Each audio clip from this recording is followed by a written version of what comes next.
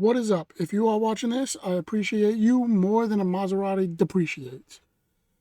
So we're going to be talking about Borderlands 4 today. Basically, is this game good? Is it worth playing? Is it fun? Overall, yeah, it's all of those. It's fun. Buy it, play it, enjoy the game. I enjoyed it a lot. My criteria, I rated it about a 7.8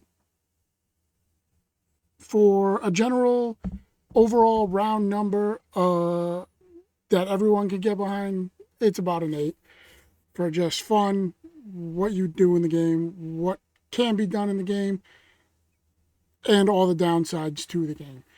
But generally, there is more upsides to this game than there are downsides. Let's just start out with all the good things. Characters are funny. Guns play extremely well.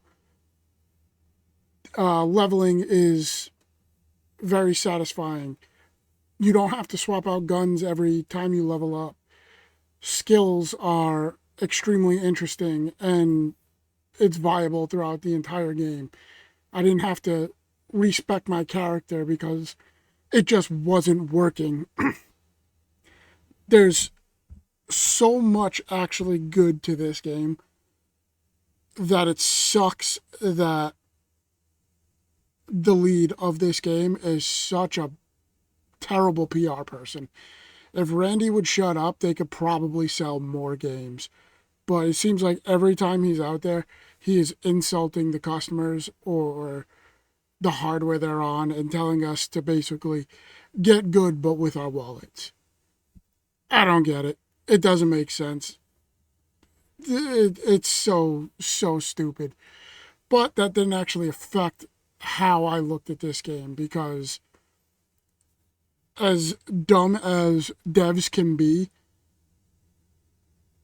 the game shouldn't take the flack for that.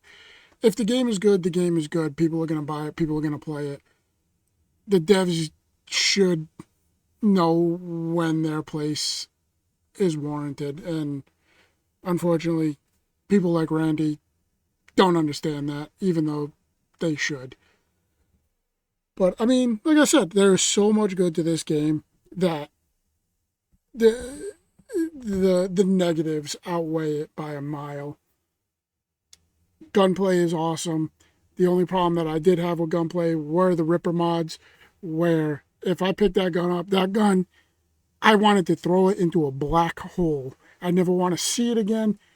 Charge up mechanics for firing a gun is the worst thing ever implemented into any video game ever. It is so annoying and needless. Like, it doesn't make sense why so many guns had that in this game. It's so bad. Other than that, every other gun was fine. It just sucked having to work around and try and find a gun that didn't have a Ripper mod or a charge up mechanic to firing the gun. Every time I got into a quest, there was no issues. Like, I didn't have to. I enjoyed that they were able to get you right into a quest. They didn't give you nonsensical information that didn't matter. The characters were funny. I played Rafa. His entire skill set, I enjoyed. It looked the coolest to me. He was very entertaining throughout the entire game. I enjoyed it. Other than that, I mean, the game was fun. It is your basic looter shooter that Borderlands basically invented. What can I say? That it is exactly that. You get to shoot and kill shit, collect all their loot, move on to the next mob or boss or vault, boss. It it doesn't matter. It was a fun game overall. On to the negatives though, because that is probably where most people want to see where the problems are in this game. The problem in this game is really all visuals. They've had, since the recording of this, they've had a few updates. and almost none of them have been fixed. Visual glitches everywhere. I had a gun that didn't have a reticle show up. I had to restart the game to get the reticle show up. Main mission objectives that wouldn't show up. I had an entire console that I was supposed to hit a button on not show up. I had to reset the game because it didn't load into where it was supposed to. Why is that a thing? That shouldn't be a thing. That should be like day one. I'm not a programmer, I'm not a coder, I'm not a dev, but that seems like it shouldn't be a thing. Same thing with NPCs. Certain NPCs and enemies didn't load in when they were supposed to, which would cause me to either glitch through it or get shot back out. I would get blown up randomly and get tossed, 100 feet away. One of the biggest things was when you had to work with Zane and he had his Thresher pet. That didn't even show up until it either left the cage. I think it was when it left the cage, and then when I was destroying the catapults. Why? That is literally a programmed cutscene. Why is it not showing up? That's insane to me. It didn't really ruin the actual experience. I mean, it did ruin part of the experience of the game because part of the experience is seeing, like, oh, he has this as a pet for some reason. But not being able to see it and me just having to go, okay, where is it? And then it just randomly popping back up is so annoying. I don't know. Again, that shouldn't be a thing. It shouldn't be part of like this little cutscene. Even though you are active in the cutscene, there's no reason it shouldn't show up.